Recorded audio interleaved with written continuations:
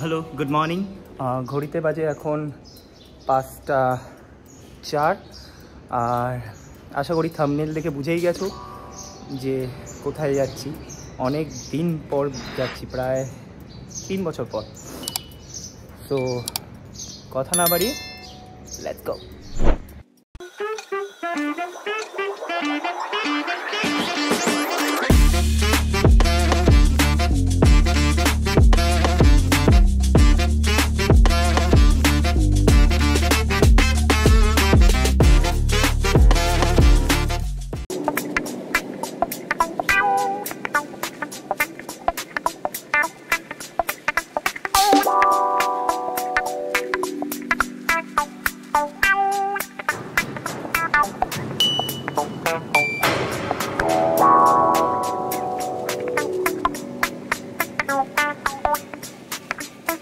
ওকে, so আমার 8:30টায় flight আছে port Blair, CC মানে কলকাতা এয়ারপোর্ট থেকে পোর্ট ব্লেয়ার। তো 7:30টায় বোর্ডিং। আমি চলে এসেছি গেট নাম্বার 20, কিছুক্ষণের মধ্যে বোর্ডিং স্টার্ট হবে। আমাদের ফ্লাইট দাঁড়িয়ে আছে, এটা হচ্ছে আমার ফ্লাইট, এটাই করে আমি এখন যাব।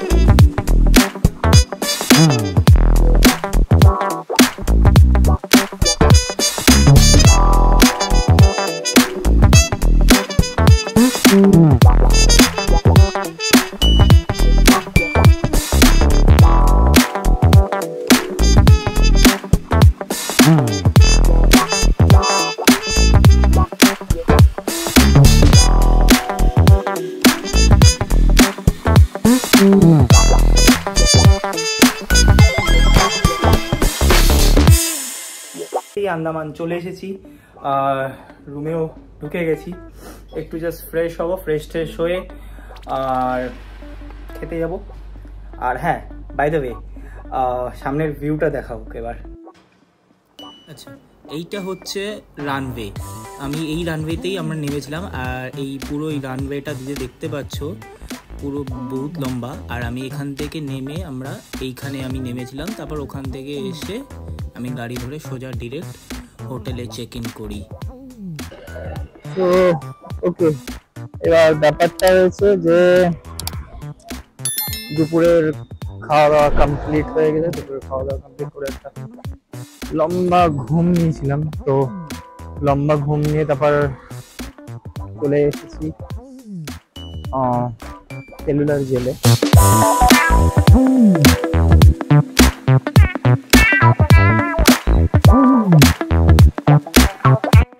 এখন আমি তোমাদের এই সেলুলার জেলের ভেতরের কিছু গল্প আমি বলবো, সত্যি গায়ে একদম কাঁটা দিয়ে দেবে। এই জায়গাটা যে দেখছো এটা পুরো উঠোন। আর এই জায়গাটা হচ্ছে যেখানে আমাদের স্বাধীনতা সংগ্রামীদের ফাঁসি দেওয়া হতো। আর ঠিক এই নিচেই যে জায়গাটা দেখছো এখানে একটা মানে ডোরের মতন আছে। সেই ডোরটাকে খিচে দিলে, আর এই পুরো এই ডোরটা যদি খিচে দিত তাহলে এই ডোরের এইখান থেকে ওরা হ্যাং আউট হতে হতো, যার ফলে অনেকটাই লম্বা ছিল, নড়তে না পারতো।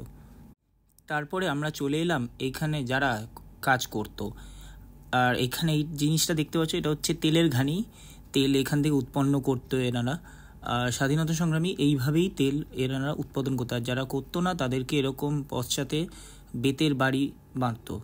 এই 3জন রকমের পোশাক এখানে আপনারা দেখতে পাচ্ছেন। আর তার চেয়ে আর আরেকটা যে পোশাক আছে সেই পোশাকটা হচ্ছে পাটের পোশাক, যেটা পরলে খুব গরম লাগতো। তারপরে আমরা এইটি দেখে চলে গেলাম জেলের ভেতরের দৃশ্য দেখতে। এই সেলুলার জেলে অনেক নামী স্বাধীনতা সংগ্রামী জীবনযাপন করেছে। তার মধ্যে সবচেয়ে উল্লেখযোগ্য একজন হলেন নেতাজি সুভাষচন্দ্র বোস, আর আরেকজন হলেন বিনায়ক দামোদর সাভারকার।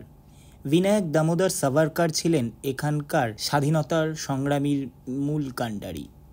এটি হচ্ছে সেই জায়গা যেখানে ওনাকে রাখা হয়েছিল। ওনার স্মৃতিশুদ্ধ উদ্দেশ্যে ওনার এখানে একটি স্তম্ভর মতন করে রেখেছেন। এবার চলুন দেখে নেওয়া যাক ওনার ঘরটা।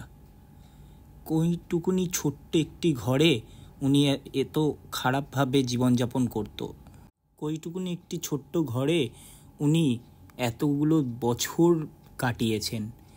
আর এই যে সামনে ওনার ছবির সামনে যে দুখানা দেখতে পাচ্ছেন একটি ছোট্ট বাটির মতন, এখানে ওনাকে জল দেওয়া হতো। আর এই যে থালাটা যেটা আছে এই থালার মধ্যে ওনাকে ভাত দেওয়া হতো।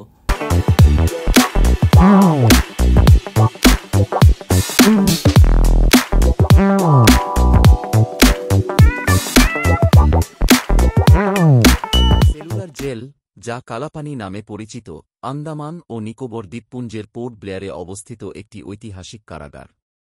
ব্রিটিশ শাসনামলে এটি তৈরি হয়েছিল ভারতীয় স্বাধীনতা সংগ্রামীদের কঠোর শাস্তি দেওয়ার জন্য।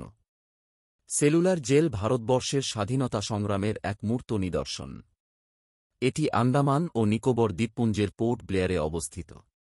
ব্রিটিশ সরকার 1906 সালে এই কারাগারটি নির্মাণ করে ভারতীয় বিপ্লবীদের একাকী বন্দিত্ব ও নির্যাতনের জন্য।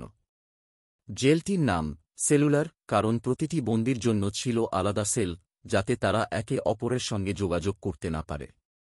বহু বীর স্বাধীনতা সংগ্রামীরা এখানে বন্দী ছিলেন এবং অমানবিক নির্যাতনের শিকার হন। ব্রিটিশরা চলে যাবার পর দ্বিতীয় বিশ্বযুদ্ধের সময় জাপানিদের হাতে পড়ে এর 6টি প্রাচীরের মধ্যে 3টি প্রাচীর ভেঙে যায়। সেখানে আজ একটি সরকারি হাসপাতাল নির্মাণ হয়েছে।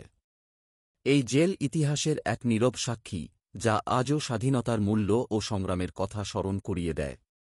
বর্তমানে এটি একটি জাতীয় স্মৃতিসৌধ হিসেবে সংরক্ষিত এবং দর্শনার্থীদের জন্য উন্মুক্ত।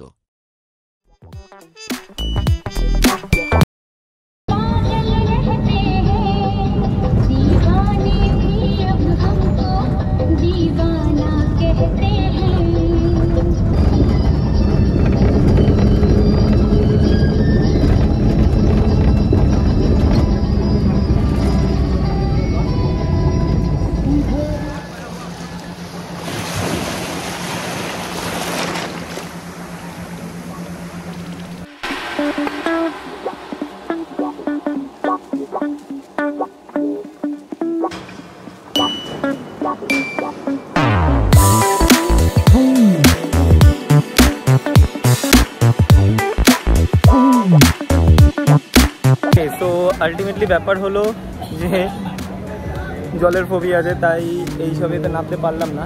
এই যে দেখছেন বোর্ড ফোটে, তো টুকটাক রিলস বানালাম।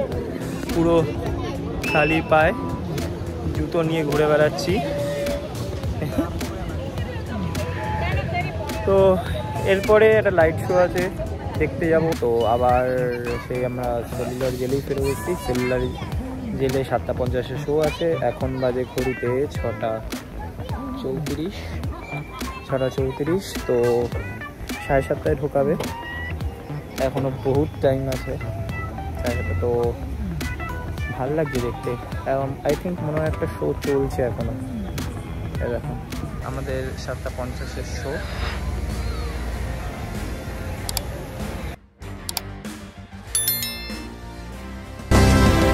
नहीं एक जश्न है भारत, रग रग में है जीत की आदत, ऐसा हुनर दुश्मन भी सलामी दे। तू सूरज हम तेरे उजाले, तुझसे जुदा नहीं होने वाले, आखिर तक हम सफर तिरंगे के। जय हिंद जो नस नस में है, हर बाजी फिर बस में है, जिद ठान के हिंदुस्तान बोले। सुफलाम सुफलाम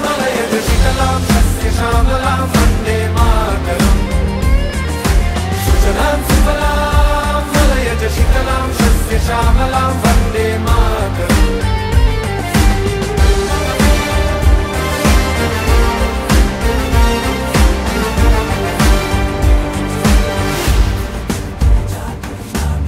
ना ही ज़मीन आसमानों में, ना ही मुमकिन है दो जहानों में, जज्बे इरादे और ये जुनून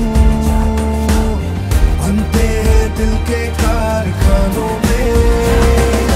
पहुंच गए अंबर से आगे, धरती से फिर भी बंधे हैं धागे, रहते वतन की मिट्टी से जुड़ के।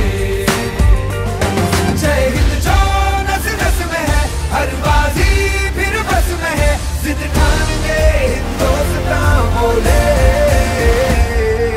सुजलाम सुफलाम मलयज शीतलाम सस्य श्यामलां वन्दे मातरम्।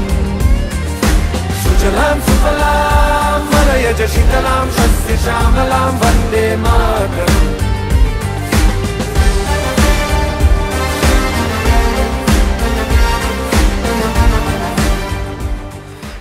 ওকে, সো ফাইনালি আমরা হোটেলে চলে এসেছি। হোটেলে এসে খাওয়া দাওয়া করে একবারে আমি রুমেও চলে এসেছি।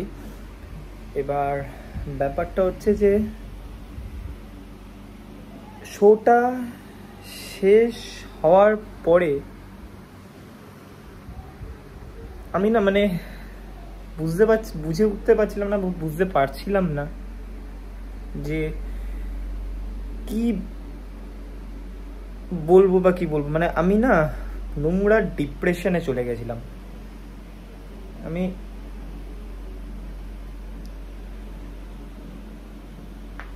আমি এরকম এর আগে অনেক লাইট শো দেখেছি,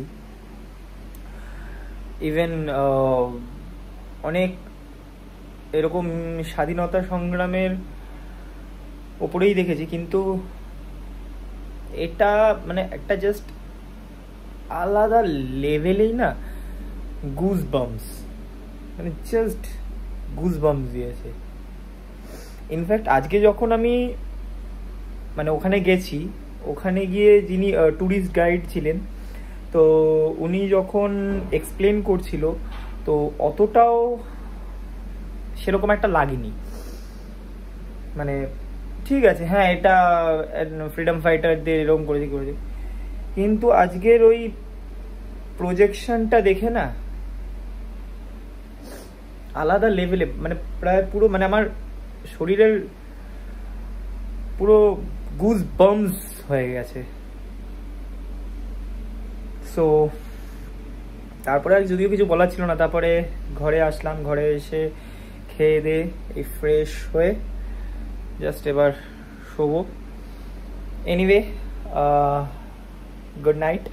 আজকের মতন এইটুকুনি ব্লগটা। ভালো লাগলে চ্যানেলটাকে লাইক, শেয়ার অ্যান্ড সাবস্ক্রাইব করে দেবেন please please please please. Thanks for watching.